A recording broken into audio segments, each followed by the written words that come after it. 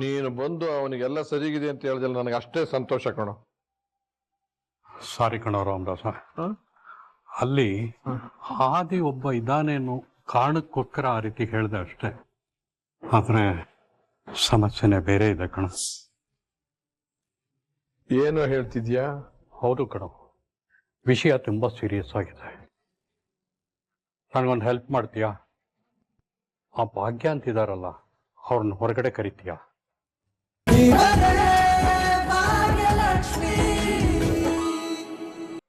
Hello.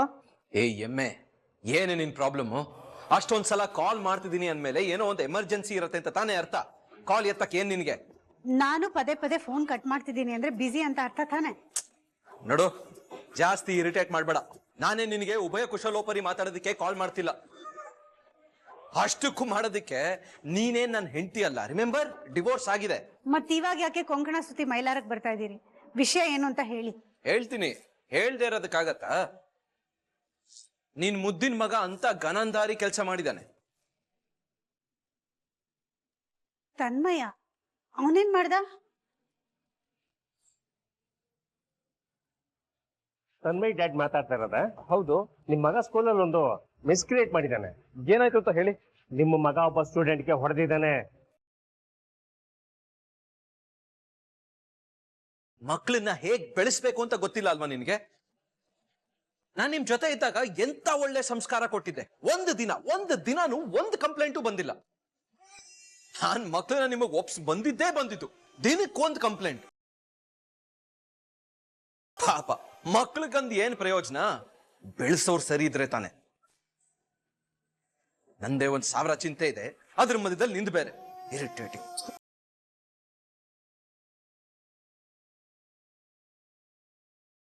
ಏನಂತೆ ಆ ಮನೆ ಹಾಳಂದು? ಯಾಕೆ ಪದೇ ಪದೇ ಫೋನ್ ಮಾಡ್ತಿದ್ದಾನ ಅವನು? ಏನಾಯ್ತು ಭಾಗ್ಯ? ಯಾಕಿಷ್ಟು ಗಾಬರಿಲಿದೀಯಾ? ಅದು ತನ್ಮಯ್. ಏನಾಯ್ತು ತನ್ಮಯ್ಗೆ?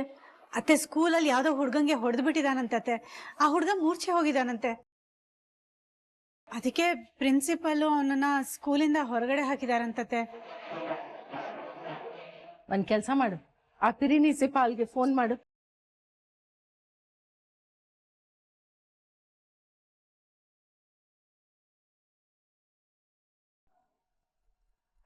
ನಮಸ್ತೆ ಸರ್, ನಾನು ತನ್ಮಯ್ ಅವ್ರ ಅಮ್ಮ ಮಾತಾಡ್ತಿದ್ದೀನಿ.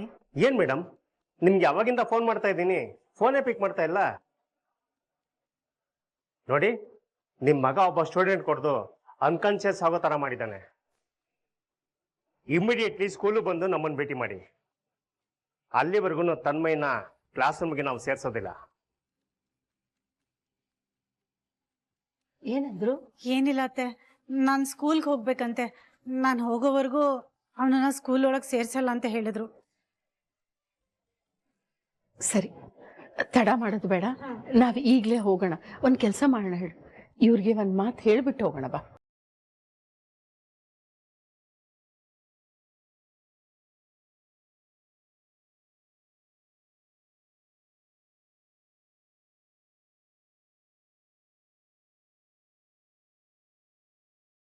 ಏನಾದಿ?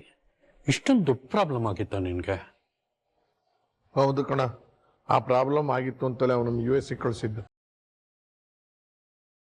ಅಲ್ಲೂ ತುಂಬಾ ದಿನ ಒದ್ದಾಡ್ತಿದ್ದ. ಅಲಾದಿ, ಯಾಕೆ ಈ ತರ? ಅಂಕಲ್ ಪ್ಲೀಸ್, ಮತ್ತೆ ಡಿಪ್ರೆಷನ್ಗೆ ಯಾಕೆ ಹೋದೆ ಏನು ಅಂತೆಲ್ಲ ಕೇಳಬೇಡಿ. ಅದೊಂದು ಕೆಟ್ಟ ಕನಸು. ನಾನೇನು ಮತ್ತೆ ಕೇಳಲ್ಲ. ಸ್ವಲ್ಪ ದಿವಸದಿಂದ ಈ ಟ್ಯಾಬ್ಲೆಟ್ ತಗೊಂಡಿಲ್ಲ ಅಂತ ಹೇಳ್ದೆ ಇಲ್ಲ, ಅಂದಾಜು ಎಷ್ಟು ತಿಂಗಳಿಂದ ಇದನ್ನು ತಗೋತಾ ಇಲ್ಲ ನೀನು? ಒಂದು ಅಂದಾಜು 6 ತಿಂಗಳಿಂದ ನಿಲ್ಸಿದ್ದೀನಿ. ಅಲ್ಲ, ಅಷ್ಟೊಂದು ಡಿಪ್ರೆಷನ್ ಇರಬೇಕಾದ್ರೆ ಅದನ್ನ ಯಾಕೆ ನಿಲ್ಲಿಸ್ದೆ? ಅದಕ್ಕೇನೋ ಒಂದು ಕಾರಣ ಇದ್ದೇ ಇರ್ಬೇಕಲ್ವಾ? ಈ ಬದಲಾವಣೆಗೆ ಏನ್ ಕಾರಣ? ಭಾಗ್ಯ,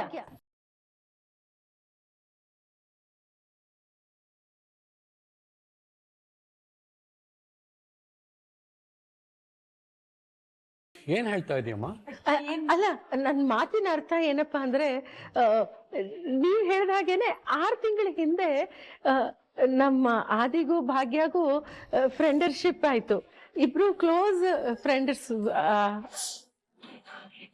ಅದಕ್ಕೆ ಆರಾಮಾಗಿದ್ದಾನೆ ಅನ್ಸತ್ತೆ. ಸುಳ್ಳು, ಇದೆಲ್ಲ ಸುಳ್ಳು ಅಂಕಲ್. ಇವತ್ ಬ್ರೋಗಿಗೆಲ್ಲ ಆಗೋದಕ್ಕೆ ಈ ಭಾಗ್ಯನೇ ಕಾರಣ. ನೋಡಮ್ಮ ಕನಿಕಾ, ನಿಮ್ಮ ಅಣ್ಣನ ರಿಪೋರ್ಟ್ ಹೇಳ್ತಾ ಇದೆ ತುಂಬಾ ಒದ್ದಾಡ್ತಾ ಇದ್ದ ಅಂತ.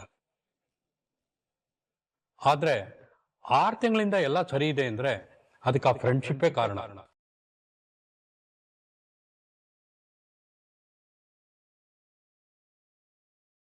ಇಲ್ಲಿ ಭಾಗ್ಯ ಅಂದ್ರೆ ಯಾರು? ನೀವೇನ ಭಾಗ್ಯ ಅನ್ನೋರು? ಆದಿ ಫ್ರೆಂಡ್. ಹೌದೌದು. ನೀನ್ ಬಂದ್ಮೇಲೆ ಎಲ್ಲ ಸರಿಯಾಗಿದೆ ಅಂತ ಹೇಳ್ತಾ ಇದ್ದಾರೆ, ನಿಜಾನೇನಮ್ಮ? ಅಯ್ಯೋ, ಆ ಥರ ಎಲ್ಲ ಏನೂ ಇಲ್ಲ. ಅದನ್ನ ನಾನು ಹೇಗೆ ಹೇಳಕ್ಕಾಗತ್ತೆ? ಕರೆಕ್ಟಾಗಿ ಹೇಳ್ದೆ ಕಣಮ್ಮ. ನೋಡು ಅದೇ, ಎಲ್ಲ ಕಾಯಿಲೆನೂ ಮದ್ದಿಂದನೇ ಸಾಲ್ವ್ ಆಗಲ್ಲ. ಮದ್ದಿನ ಜೊತೆಗೆ ಮಂದಿನೂ ಬೇಕು. ಒಂದು ದೊಡ್ಡ ಲೈಬ್ರರಿ ಪುಸ್ತಕಕ್ಕಿಂತ ಒಬ್ಬ ಗೆಳೆಯ ಅಥವಾ ಗೆಳತಿ ಇದ್ರೆ ಅಷ್ಟು ಸಾಕು. ಇದು ಹಾಗೇನೆ. ಇಲ್ಲಿ ಗೆಳೆತನ ಅನ್ನೋ ಮದ್ದು ನಿನ್ ಜೊತೆಲಿರುವಾಗ ನಮ್ಮ ಮದ್ದು ಬೇಕು ಅನ್ನಿಸ್ತಾ ಇಲ್ಲ. ಅಲ್ಲ ಡಾಕ್ಟ್ರೆ, ಅದಕ್ಕೆ ಆದಿ ಅವನ ಫ್ರೆಂಡ್ ಭಾಗ್ಯನ್ ಜೊತೆ ಮಾತಾಡ್ಬೇಕು ತಾನೆ. ಆದ್ರೆ ಇವನು ಮಾತೇ ಆಡ್ತಿಲ್ಲ, ಕೋಪಿಸ್ಕೊಂಡು ಮಾತು ಬಿಟ್ಬಿಟ್ಟಿದ್ದಾನೆ. ಕೋಪ ಮಾಡ್ಕೊಂಡಿದ್ದಾನ? ಎಷ್ಟು ದಿವಸ ಆಯ್ತು? ಒಂದ್ ಸ್ವಲ್ಪ ದಿವಸ ಆಯ್ತು ಡಾಕ್ಟ್ರೆ. ಅದಕ್ಕೇನೆ ಇದೆಲ್ಲ ಆಗ್ತಾ ಇರೋದು.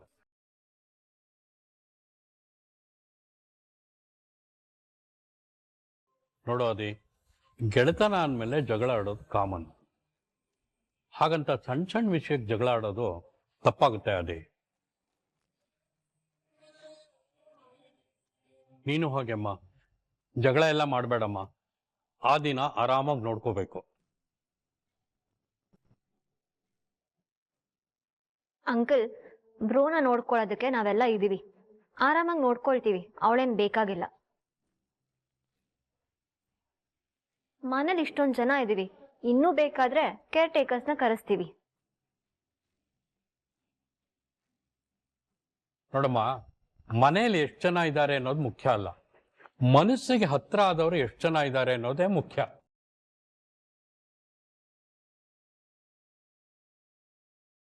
ಮನಸ್ಸಿಗೆ ಹತ್ರ ಆಗಿರೋರು ಚೆನ್ನಾಗಿದ್ರೆ ಅವರು ಚೆನ್ನಾಗಿರ್ತಾರೆ.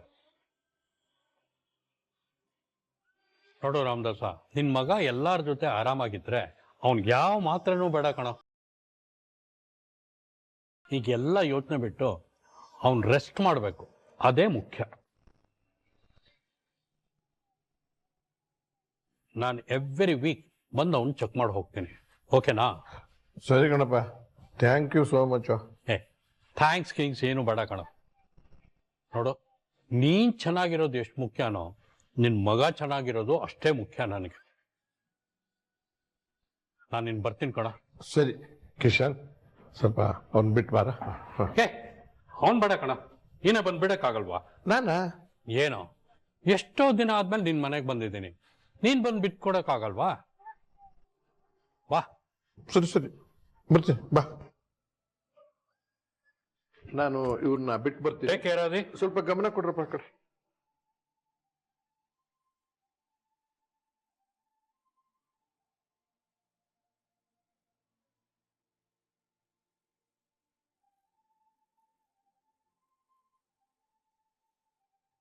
ನೀನು ಬಂದು ಅವನಿಗೆಲ್ಲ ಸರಿಗಿದೆ ಅಂತ ಹೇಳಿದ್ರೆ ನನಗೆ ಅಷ್ಟೇ ಸಂತೋಷ ಕಣೋ. ಸಾರಿ ಕಣೋ ರಾಮದಾಸ, ಅಲ್ಲಿ ಆದಿ ಒಬ್ಬ ಇದಾನೇನು ಕಾರಣಕ್ಕೋಸ್ಕರ ಆ ರೀತಿ ಹೇಳ್ದೆ ಅಷ್ಟೇ. ಆದ್ರೆ ಸಮಸ್ಯೆನೇ ಬೇರೆ ಇದೆ ಕಣ. ಏನೋ ಹೇಳ್ತಿದ್ಯಾ? ಹೌದು ಕಣೋ, ವಿಷಯ ತುಂಬಾ ಸೀರಿಯಸ್ ಆಗಿದೆ. ನನಗೊಂದು ಹೆಲ್ಪ್ ಮಾಡ್ತೀಯಾ? ಆ ಭಾಗ್ಯ ಅಂತಿದಾರಲ್ಲ, ಅವ್ರನ್ನ ಹೊರಗಡೆ ಕರಿತೀಯಾ? ಭಾಗ್ಯ, ಹಾ, ಬಾರಮ್ಮ ಇಲ್ಲಿ. ಭಾಗ್ಯ ನಿನ್ನ ಕರೀತಾ ಇದ್ದಾರೆ, ಇರು ನಾನು ಬರ್ತೀನಿ.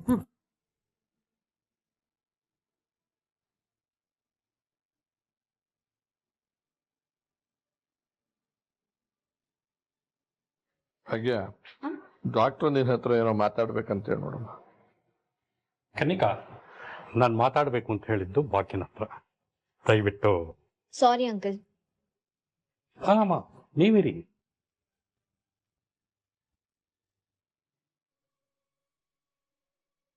ನೋಡಮ್ಮ ಭಾಗ್ಯ, ಆದಿಗಾಗಿರೋ ಸಮಸ್ಯೆ ಸಣ್ಣದೇನಲ್ಲ.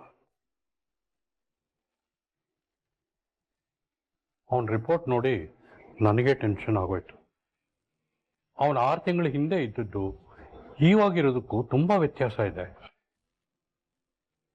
ಆ ವ್ಯತ್ಯಾಸ ಮಾಡಿರೋದು ಬೇರೆ ಏನೂ ಅಲ್ಲ, ನಿನ್ ಗೆಳೆತನ ಮಾತ್ರ. ಅಯ್ಯೋ, ಆ ಥರ ಎಲ್ಲ ಏನೂ ಇಲ್ಲ ಡಾಕ್ಟ್ರೆ. ಅತ್ತೆ ಏನೋ ಹೇಳಿದ್ರು ಅಷ್ಟೇ. ನೋಡಮ್ಮ, 6 ತಿಂಗಳಿಂದ ಅವನು ತುಂಬಾ ಹುಷಾರಾಗಿದ್ದಾನೆ. ನೀನ್ ಕೇಳ್ತಾನೆ ಶುರುವಾಗ 6 ತಿಂಗಳಾಯ್ತಲ್ವಾ? ಹಾಗಿದ್ರೆ ಇದು ಒಂದು ಪಾಸಿಬಿಲಿಟಿ ಅಂತ ಅನ್ಕೋಬೋದಲ್ವಾ? ಅದನ್ನ ನಾವು ಡಿನೇ ಮಾಡೋಕ್ಕೂ ಆಗಲ್ಲ. ನಿಮ್ಮಿಬ್ಬರ ಮಧ್ಯೆ ಏನೇ ಜಗಳ ಇದ್ರು ಎಷ್ಟು ಬೇಗ ಸಾಧ್ಯನೋ ಅಷ್ಟು ಬೇಗ ಕ್ಲಿಯರ್ ಮಾಡ್ಕೊಂಬಿಡಿ. ನಾನು ಇದನ್ನ ನಿನ್ ಗೆಳೆತನ ದೃಷ್ಟಿಯಲ್ಲಿ ಹೇಳ್ತಾ ಇಲ್ಲ, ಆದಿ ಆರೋಗ್ಯ ದೃಷ್ಟಿಯಿಂದಾನೇ ಹೇಳ್ತಾ ಇದ್ದೀನಿ. ಅವನ್ ಮತ್ತೆ ಕ್ಯೂರ್ ಆಗ್ಬೇಕು ಅಂದ್ರೆ ನೀ ಅವನ ಜೊತೆ ಇರ್ಲೇಬೇಕಮ್ಮ.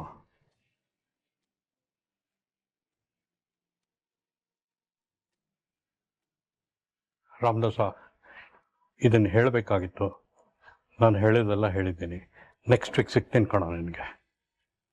ಅವನು ಹೇಳಿರೋ ಟ್ಯಾಬ್ಲೆಟ್ ಕಳ್ಸ್ಕೊಡ್ತೀನಿ, ಅವನು ತಗೋತಾ ಇರಕ್ಕೆ ಹೇಳು. ಬರ್ತೀನಮ್ಮ. ರಾಮದಾಸ, ಬರ್ತೀನಿ ಕಣ.